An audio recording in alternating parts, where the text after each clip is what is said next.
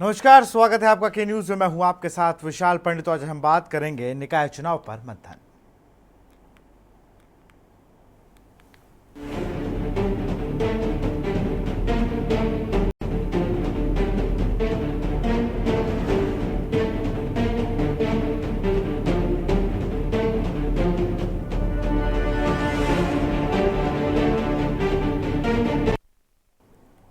उत्तराखंड में होने वाले निकाय चुनाव के लिए सभी राजनीतिक दलों की तैयारियां तेज हो गई हैं। इसी कड़ी में कांग्रेस मुख्यालय देहरादून में कांग्रेस नेताओं की बड़ी बैठक आयोजित की गई।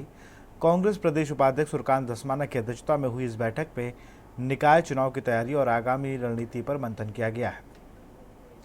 कांग्रेस प्रदेश उपाध्यक्ष सूर्यकांत धस्माना ने कहा कि पार्टी निकाय चुनाव के लिए पूरी तरह से तैयार है। उन्होंने सरकार पर निशाना साधते हुए कहा कि राज्य सरकार निकाय चुनाव हार के डर से नहीं करा रही है। वहीं बीजेपी प्रदेश महामंत्री आदित्य कोठारी ने कांग्रेस के इन आरोपों का खंडन करते हुए कहा कि सरकार निकाय चुनाव के लिए तैयार है। आपको बता दें कि प्रदेश के 100 नगर निकायों का 5 वर्ष का कार्यकाल पिछले 2 दिसंबर 2023 को खत्म होने के बाद इन प्रशासकों के हवाले कर दिया गया था। इसके बाद धामी सरकार ने जून 2024 में 3 माह के लिए प्रशासकों का कार्यकाल बढ़ा दिया था, जिसके बाद प्रशासकों का यह कार्यकाल सितंबर माह में पूरा हो रहा था। लेकिन सरकार ने अगस्त माह में एक बार फिर 3 माह के लिए प्रशासकों का कार्यकाल बढ़ा दिया। भारतीय जनता पार्टी निकाय चुनाव को लेकर के पूरी तरह से तैयार है और जैसे ही राज्य चुनाव आयोग के द्वारा कार्यक्रम की घोषणा की जाएगी, हम लोग उसी शेड्यूल के अनुसार, उसी क्रम के अनुसार अपनी तैयारियां करेंगे और हम हर समय चुनाव के लिए तैयार हैं। तो आज जो बैठक है उसमें निकाय चुनाव जो आगामी है उसके बारे में हम लोग चर्चा कर रहे हैं, क्योंकि निकाय चुनाव लगातार सरकार टाल रही है और सरकार अगर एक बार फिर चुनाव टालती है, 10 तारीख को हाई कोर्ट में उसको जवाब देना है, तो पार्टी तय कर रही है कि हम कैसे सड़कों पर उतरें, सरकार को मजबूर करें कि चुनाव कराएं। हम लोग उसकी तैयारी में हैं। पूरे शहर के अंदर तमाम व्यवस्थाएं जो नागरिक सुविधाओं से जुड़ी हुई हैं वो लगातार ध्वस्त होती जा रही हैं। अब जनप्रतिनिधि नहीं है, पार्षद नहीं है, हमारे मेयर नहीं है, तो जब जनप्रतिनिधि नहीं होंगे तो गली की, मोहल्ले की, नाली की, सड़क की, खंबे में लगे हुए लट्टू की, इनकी कौन समस्या सुधारेगा? तो समस्याएं सुधार नहीं रहे और पूरे राज्य के अंदर इस समय जो लोकल बॉडी, जो सबसे निचले स्तर की सरकार होती है, पहली सरकार होती है, वो सरकार गायब है। तो सुना आपने सूर्यकांत धस्माना को जो कह रहे हैं कि भाई निचले स्तर की सरकार ही गायब है। खैर, 2 बार से ये हो रहा है कि कार्यकाल बढ़ जाता है, प्रशासकों के हाथ में ही रहता है। इसी पे चर्चा करेंगे। हमारे साथ अंकित काला,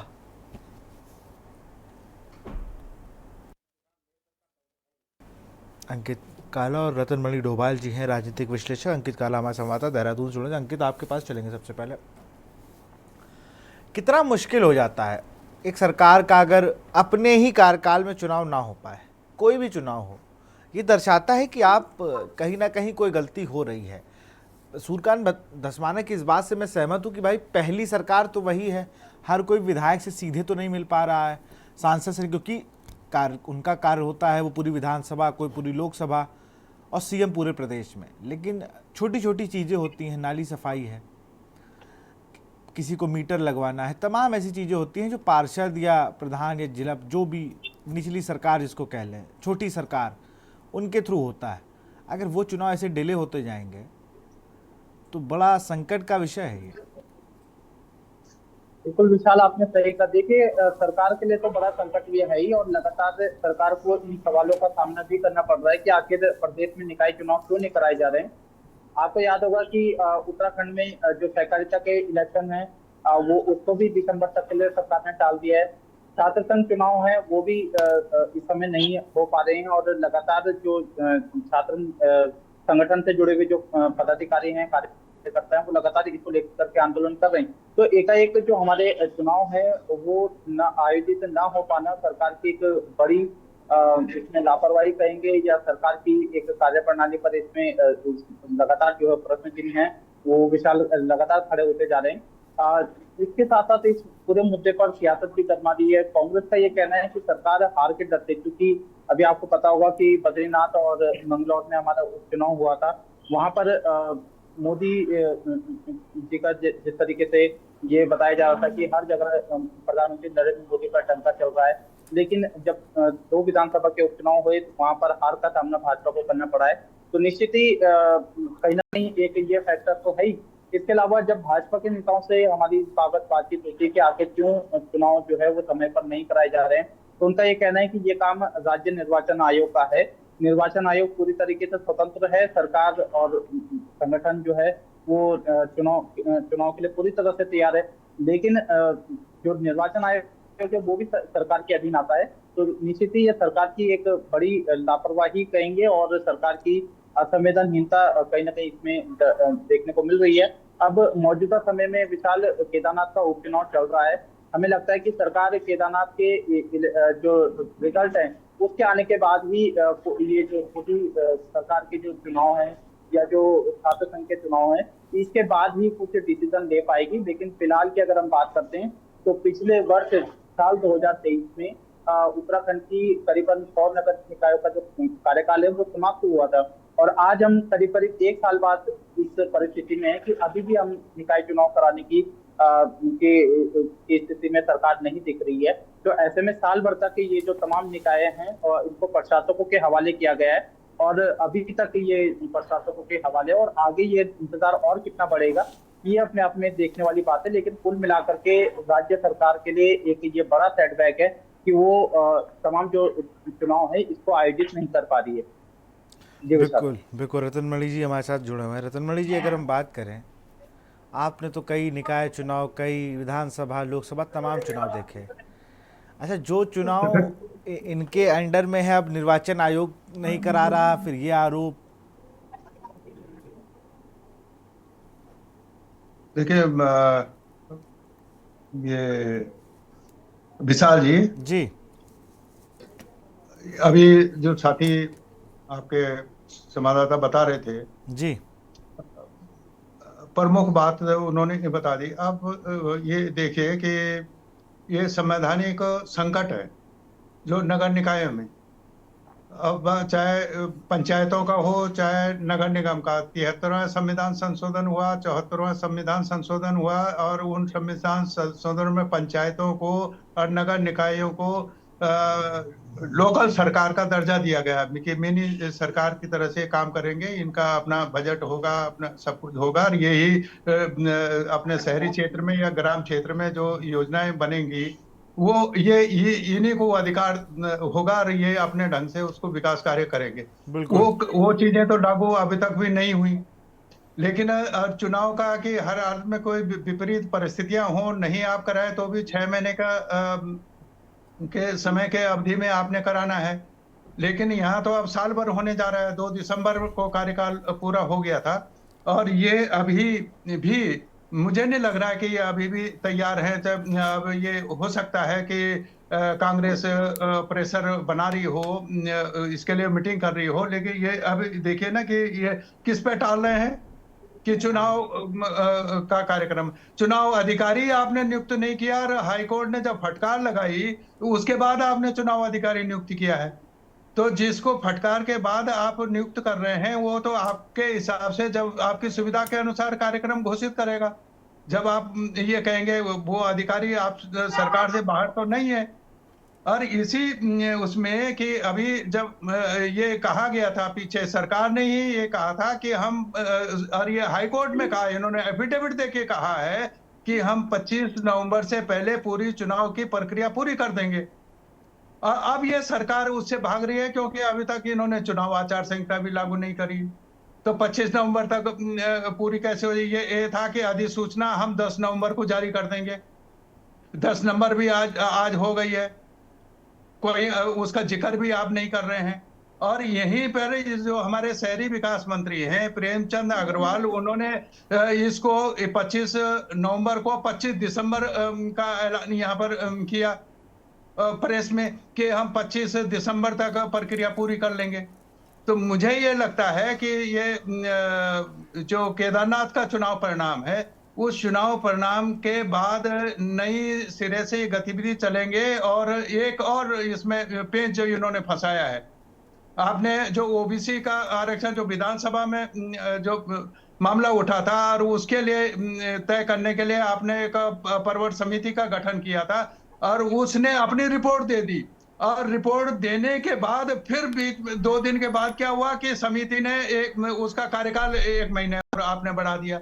तो एन केन परकेन आप चुनाव को टालने के लिए आपको लग रहा है कि सरकार का जो उनकी फेलियर है काम में, जो लोगों की दिक्कतें हैं, जो लोगों की सरकार है, वो उसको लोगों पे नहीं देना चाहते, ये अपनी सरकार चलाना चाहते हैं। लोकतंत्र ये सीधे सीधे लोकतंत्र का विरोधी काम है, उसका गला घोटने जैसा काम है कि आप लोगों के अधिकारों पर आप आके बैठ गए हैं, उनको वो नहीं दे रहे हैं जो लोकतांत्रिक ढांचा है। अपना छोटी मोटी समस्याओं के लिए लोग वहां पर जाते हैं, आप उससे नकारा कर रहे हैं। तो मुझे नहीं लगता है कि ये 25 नवंबर में भी ये कोई ना कोई ऐसा रास्ता निकालेंगे, इसी पे किसी अपने आदमी को कोर्ट में भेज देंगे। साहब अभी तो ओबीसी तय नहीं हुआ, परवर समिति उसी ओबीसी के बहाने किसी को भेज देंगे कि साहब नहीं, ओबीसी आप पहले तय कर लीजिए, उसके बाद चुनाव कराइए। तो नहीं, मतलब ये कुल भी मिला एक के रास्ता है चुनाव मुझे को ये नहीं टालने समझ के। में आ रहा, मैं सरकार को नहीं कह रहा हूँ, चलिए मैं सरकार की किसी मंशा पे सवाल नहीं उठाता, लेकिन लोग कह रहे हैं भाई 1 साल का समय, यूपी में भी डिले हुआ, यूपी में भी ओबीसी आरक्षण को लेकर यहाँ पर भी बहुत डिले हुआ था चुनाव, लेकिन कराया जी। उन्होंने। जो चुनाव नवंबर में होने थे वो मई में हुए, लेकिन हो नहीं गए। नहीं, बिल्कुल सही है। मनसा की बात, मनसा तो हम ये कह रहे हैं, हमारा जो अनुभव है अपना, वो मनसा तो दिख रही है ना कि आप कराने, आप क्या करें, आप तो अपने बच्चों का चुनाव नहीं करा पाए छात्र संघ का। वो उन्होंने पेट्रोल डाल दिया, आग झुलस गए, उसके बाद भी आप चुप बैठे हुए हैं। आप सहकारिता का चुनाव घोषित करने के बाद फिर आपने वापस ले लिया, वो चुनाव आपने करा दें। आप जो लोकतांत्रिक व्यवस्था है, उस व्यवस्था पर जम के बैठे हुए हैं कि हम नहीं, लोकतंत्र भी हमारे हिसाब से चलेगा, वो लोकतंत्र को अपने हिसाब से भी नहीं चलना है। तो इसलिए शंका होती है, और ये मेरी शंका नहीं है, ये आम लोगों की शंका है कि क्यों नहीं, क्यों सरकार से नहीं पूछा जाना चाहिए कि आप 1 साल भर होने वाला, आपने चुनाव क्यों नहीं कराया?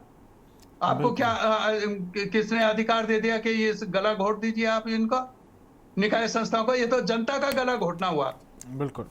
कि आप वो छोटी मोटी एक मुझे अपने खंबे पे स्ट्रीट लाइट का बल्ब लगाना है, उसके लिए अधिकारियों का चक्कर काटता रहूं और अधिकारी सुने नहीं। तो इसलिए तो लोकल सरकार बनाई गई थी कि हमारा लोकल जनप्रतिनिधि होगा, तो हम उसके पास जाएंगे और अपने उससे अब कहाँ लोकल उससे प्रतिनिधि, वो बातचीत तो कर सकता है। आईएएस चला रहे हैं उन्हें ना। अब तो लोग आईएएस पर हर कोई आदमी जा सकता है क्या सर? मैं तो हम जैसे लोगों मैं तो को, कह रहा सीनियर हूँ सिटीजन कि भी ये है, तो चाहे पत्रकार भी अंकित है, तो काला कोई हो, चाहे इंतजार करना रतनमणि पड़ता है। डोभाल हो, चाहे विशाल पंडित हो, अगर हम हैंडपाइप की शिकायत करने आईएएस के पास जाएंगे तो कितना सीरियस लेगा, ये अंकित भी अच्छे से जानते होंगे, आप भी अच्छे से जानते हैं। अंकित, अगर बात की जाए छोटी छोटी चीज़ों की, मैं बात कर रहा हूँ ना कि जब निकाय चुनाव फंसता है तो उसमें सिर्फ ये नहीं कि निकाय चुनाव नहीं हो रहा, ये खबर है, खबर तो यह है कि भाई क्या उस तरीके से काम हो रहा है जैसे कि ये जनप्रतिनिधि जो चुन के आते थे ऐसे कराते थे, कि वहाँ पर गंदगी नहीं है तो वो किसके पास जाए, सुबह भी फ़ोन कर दिया, शाम को कर दिया कि भाई साहब भी देखिए ऐसा ऐसा काम हो रहा है। लेकिन प्रशासकों के पास जाने के बाद तो वो एक व्यवस्था बन जाती है।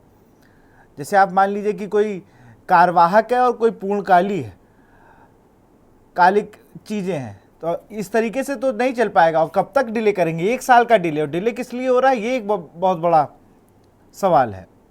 अंकित, बिल्कुल आपने सही बात कही। देखिए जनता से जुड़ा हुआ ये सरकार होती है और छोटे छोटे काम हमें कराने होते हैं। अभी हम जो करीबन साल भर से ये प्रदेश में स्थिति देख रहे हैं कि हम पहले देखते थे कि जो पार्षदों को अगर आस पड़ोस की अगर कोई समस्या होती थी तो पार्षदों को फोन कर देते थे। पार्षदों में ये दबाव होता था कि अगर हमने जनता की समस्या का समाधान अभी नहीं करा, स्ट्रीट लाइटें ठीक नहीं कराई, नाली का सीवर का है या कोई अन्य समस्या है, तो कहीं ना कहीं पार्षदों को ये डर रहता था कि हमने बतौर एक जनप्रतिनिधि होने के नाते जनता की जो समस्या है उसका समाधान करना है। अब मौजूदा परिस्थिति क्या होगी कि आप डीएम और एसडीएम ये नगर पालिकाओं में, नगर निगम में ये सभी को तो जिम्मेदारी दी गई है। अब समस्या ये होती है कि ये तमाम जो अधिकारी वो अपने प्रोटोकॉल के तहत रहते हैं। 10 बजे, 10:30 बजे, 11 बजे और अधिकांश समय में जो वर्तमान परिढांचा जो बन गया है वो मीटिंग का रह गया है। तो बड़ी संख्या में जब लोग यहाँ पर अपनी समस्याओं को लेकर के आते हैं, तो कई बार ये होता है कि अधिकारी जो है अभी मीटिंग में, हालांकि सरकार देखिए इस तरीके से प्रयास करती है कि जन सुनवाई कार्यक्रम और तमाम जो अन्य कार्यक्रम है वो समय समय पर लगाए जाते हैं। सोमवार को जिलाधिकारी देहरादून भी यहाँ पर जन सुनवाई कार्यक्रम के तहत जनता की समस्याओं को सुनते हैं, उसका निस्तारण भी करते हैं, इसमें भी कोई दो राय नहीं है। लेकिन जो एक शक्ति जनता के हाथ में थी, क्योंकि जनप्रतिनिधि डरते थे, उन्हें चुनाव में जाना होता था, अधिकारी को नहीं जाना है। अधिकारी इस डर में नहीं रहता है कि आप उनकी शिकायत कर देंगे या कुछ बड़ा वो हो जाएगा। तो निश्चित ही लोगों को एक समय को लेकर के अपनी छोटी छोटी समस्याएं कहाँ दर्ज करानी है, उसका एक प्लेटफॉर्म नहीं है, उसके बाद उस समस्या का निस्तारण का नहीं है। तो तमाम जब पार्षदों से बातचीत होती है तो वो कहते हैं कि भाई उनका कार्यकाल अब समाप्त हो चुका है, ये अधिकार उनके पास नहीं है कि वो किसी अधिकारी से पूछ सकें। मेयर साहब जो है इस समय कहीं ना कहीं बेरोजगार तरीके से घूम रहे हैं। तो सरकार इन सभी के लिए क्या व्यवस्था कर रही है ये अभी देखना है। लेकिन कुल मिलाकर के जनता के साथ साथ जनप्रतिनिधि भी परेशान है, और जनप्रतिनिधियों से जब हमारी बातचीत होती है वो खुद चाहते हैं कि सरकार जल्द से जल्द निकाय चुनाव कराए। तमाम जो कार्यक्रम है, चाहे वो छात्र संघ के, पंचायत के, तमाम जो चुनाव है, उन सभी का कार्यक्रम जो है वो घोषित करे। जो इससे जुड़े हुए जनप्रतिनिधि हैं वो भी कैमरे के पीछे इस तरीके से बातें कहते हैं कि आप इस मुद्दे को बना करके रखिए, और वो खुद चाहते हैं कि जनता के बीच में जाए। लेकिन जब सरकार ही कार्यक्रम निर्धारित नहीं करेगी या निर्वाचन आयोग की तरफ से जब तक ये कार्यक्रम जारी नहीं किया जाएगा, और निर्वाचन आयोग से जब हमारी बातचीत होती है तो वो भी अपनी तरफ से पूरी तैयारी का दावा कर रहे हैं। सरकार से जब हमारी बातचीत होती है तो वो भी कहते हैं कि हम पूरी तैयारी का दावा कर रहे हैं, और जब विपक्ष से बातचीत होती है तो विपक्ष भी, तो सब तैयार है, लेकिन क्यों नहीं हो पा रहा है ये अपने आप में एक जब्त प्रश्न है। लेकिन फिलहाल की अगर हम बात करते हैं विशाल, तो इस साल भी निकाय चुनाव होते हुए दिखाई नहीं दे रहे हैं। केदारनाथ के इस तरीके से रिजल्ट रहेंगे, उसके आधार पर हमें पूरा विश्वास है कि सरकार करेगी। फिलहाल अधिकारियों के लेवल पे लगातार मीटिंगें बुलाई जा रही है कि निकाय चुनाव की घोषणा कभी भी हो सकती है। ऐसे में 23 नवंबर को केदारनाथ उपचुनाव का रिजल्ट आना है। इस परिणाम के बाद हम मान सकते हैं कि सरकार संभवतः निकाय चुनाव में या छात्र संघ चुनाव में या अन्य जो भी चुनाव हमारे पेंडिंग है उस पर ध्यान देगी। लेकिन फिलहाल ऐसा होता हुआ दिखाई नहीं दे रहा है, सबका फोकस केदारनाथ उपचुनाव पर है। और वो फोकस भी, अगर ये भी निर्वाचन इन्हें कराना होता ना तो ये भी ना होता, अगर वो सीट वैसे ही निकाय की तरह ही चलता मामला। राजीव जी, एक बात बताइए, जब सरकार राजी, निर्वाचन राजी, विपक्ष राजी, जनता राजी, तो ये ऐसी कौन सी चीज़ है, ऐसी कौन सी शक्ति से निकाय चुनाव को अब तक 1 साल से रोक रखा जो 24 में भी होते नहीं दिख रहे हैं? अब तो रोक कैसे रखा है? सरकार को तो खुद कराने चाहिए भाई। आपके सारे विधायक, सारे सांसद, आपके विधायक में बहुमत में आप हो, आपको तो और एग्रेसिव मोड पे कि हाँ कराइए। जब आप टॉप टू बॉटम आप ही हैं तो आपको तुरंत करा देने चाहिए थे। इस बात से इतना परेशानी क्यों हो रही है? रतनमणि जी, देखिए, मैं आप ठीक आपने पकड़ ली वो कमजोर नस है। ये असल में जो अधिकारों का मामला है, ये उन अधिकारों पे कब्जा करके रखना चाहते हैं। उसका बंटवारा नहीं चाहते हैं कि लोकल स्तर पर इसमें जो लोकल में जो विधायक होते हैं, विधायक नहीं चाहते हैं कि कोई पार्षद वहाँ नेता बन जाए या महापौर है वो चले और फिर उसकी नहीं चले। ये एक तो ये अंतर्द्वंद है।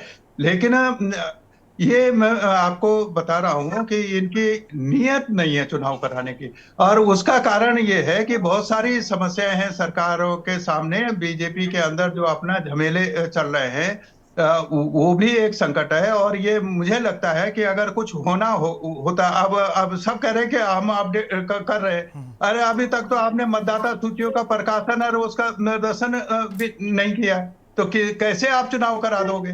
तो सब कह रहे हैं, सरकार भी कह रही है, चुनाव आयोग वो भी कह रहे हैं कि हाँ हम तैयार है। काहे में तैयार हो आप? मतदाता सूची अब तक मुझे लगता है कि ये निर्भर करेगा ये 23 नवंबर को। 23 नवंबर केदारनाथ क्या शंख बजाता है, किस करवट वो बैठता है, उस पर निर्भर करेगा कि निकाय चुनाव कब होंगे। वो दिसंबर जो प्रेमचंद अग्रवाल जी कह रहे हैं कि हम 25 दिसंबर तक चुनाव की प्रक्रिया को पूरा कर देंगे, ये 23 नवंबर को तय होगा। 23 नवंबर दिखा देगा, वो चुनाव परिणाम पर निर्भर करेगा। अगर वो इनके अगर खिलाफ बीजेपी के जाता है तो चुनाव ये नहीं करा सकते, फिर उसका माहौल इनके खिलाफ जाता है और ये जीत जाएंगे तो करा देंगे। ये सारा इस पर निर्भर कर रहा है, ये वेट करेंगे उस पर। और इसलिए कुछ ये तो अच्छा विधायक तो हमारे समझ रहे हैं, जो शहरी क्षेत्र में जो विधायक आते हैं उन्हीं की चल रही है। फिर महापौर कहीं नहीं है, पार्षद कहीं नहीं है, तो छोटी समस्या के लिए भी उसी के पास जाना पड़ता है और जो अधिकारी हैं वो उन्हीं के उससे करते हैं। और ये इसलिए क्या है कि सबसे बड़ी दिक्कत है जो लोकल में पार्षद ये करना है। मेरे मोहल्ले में सड़क टूट गई है, गड्ढा टूट गया, कोई कुछ टूट फूट हो गई है, सीवर बंद हो गया है या नाली बंद हो गई है, तो हम अपने पार्षद को पकड़ लेते हैं, उससे लड़ भी लेते हैं कि तुमने देखा नहीं है इसको। लेकिन जो आईएएस अधिकारी बैठा हुआ है, अभी मैं पीछे आपने देखा होगा एक वीडियो मैंने डाला था, हमारे यहाँ जो आईएएस जो म्युनिसिपल कमिश्नर है उसने एक जन्म मृत्यु कार्यालय में पूर्व सब पार्षद है, वो अंदर बैठा हुआ था, वो उसी पे वो ये जो कर्मचारी ने कहा कि भाई वो अधिकारी ने वहां औचक गया कि भाई ये कौन बैठा हुआ था यहाँ पे, कैसा वो पार्षद थे, तो कह रहे पार्षद कहाँ है, अभी बोल्ड है क्या? और उसने ये धमकी दी कि सबको जेल भिजवा दूंगा कि तुमने कैसे अंदर आने दिया। तो जब ये एक पूर्व पार्षद है उस बोर्ड का, वो वहां अंदर नहीं जा सकता, तो हम जैसे लोगों का क्या होगा, जो आम लोग हैं जो जाते ही नहीं है। वो पार्षद के दिल्ली पे तो जाता है अपनी समस्याओं के लिए, एक गंभीर सवाल है और इसीलिए संविधान में संशोधन किया गया 74वां, और आप उसका भी गला घोट रहे हैं। और ये बहुत लफाजी करते हैं लोकतंत्र की बात कि हम लोकतंत्र करते हैं। लोकतंत्र कैसे होगा? पंचायत से आएगा। अब पंचायतों का भी हुआ, उसका भी अभी कुछ नहीं कर रहे हैं आप छात्रों का आप देखो ना कि छात्रों का चुनाव नहीं करवाया आपने, सहकारिता का चुनाव नहीं कराया आपने, उपचुनाव भी आपने देर से कराया। ये तो अन्य के साथ में हो जाता, हरियाणा का उसका जब चुनाव हो रहा था नहीं कराया। आप अपनी सुविधा से सब कुछ कर रहे हैं। ये मेरा कहना ये है कि ये 23 नवंबर को तय होगा केदारनाथ में क्या शंख बजता है, ऊंट किस करवट बैठता है, उसके हिसाब से फिर ये अपना गुणा भाग करके राजनीतिक स्थितियों का आकलन करके रिपोर्ट लेके कैसे होगा, तब जाके उसको मैं समझता हूं कि ये आगे बढ़ेंगे। क्योंकि अभी वो 1 महीना उसका भी अभी पूरा नहीं हुआ है। परवर समिति जो है, जो ओबीसी का होना है, वो पेंच एक फंसा सकते हैं कानूनी रूप से कोर्ट में भी। और मुझे तो लग रहा है ना अंकित की बात भी सही है कि भाई ये सब लोग राजी भी है और कुछ हो भी नहीं रहा है, अभी सूची प्रकाशन में गई नहीं है। और जो आप वाली बात है कि अधिकारी तो फिर तो फीताशाही शुरू हो जाएगी ना कि भाई पार्षद है कि वो जनप्रतिनिधि है, वो पढ़ लिख के तो आया नहीं, उसने जनता का वोट लिया, तो जनता सवाल जवाब करती है। अब पता चला एक सीनियर आईएएस बन गए प्रशासक के तौर पर, तो वो कहेंगे कौन तुम, अब कहाँ चुनाव, चलिए जाइए, एक लाइन बनाइए, एप्लीकेशन लिखिए। जो काम बहुत आसानी से भी हो रहे थे जनता के, वो भी होना बंद हो चुके हैं। तो खैर बहुत बहुत शुक्रिया आप दोनों काम से जुड़ने के लिए। निकाय चुनाव पर मंथन जारी है, लेकिन बड़ा सवाल यह है कि जब दोनों राजनीतिक दल या सारे राजनीतिक दल चुनाव के पक्ष में हैं, जनता चुनाव के पक्ष में है, तो ये चुनाव हो क्यों नहीं रहे हैं? ये लगातार सवाल विपक्ष सरकार से पूछ रहा है। देखना होगा क्या साल 2024 जाते जाते उत्तराखंड में निकाय चुनाव करा जाता है या साल 2025 तक निकाय चुनाव के लिए हम सबको इंतजार करना पड़ेगा। फिलहाल के न्यूज़ में इतना ही। देखते रहिए के न्यूज़ इंडिया। नमस्कार।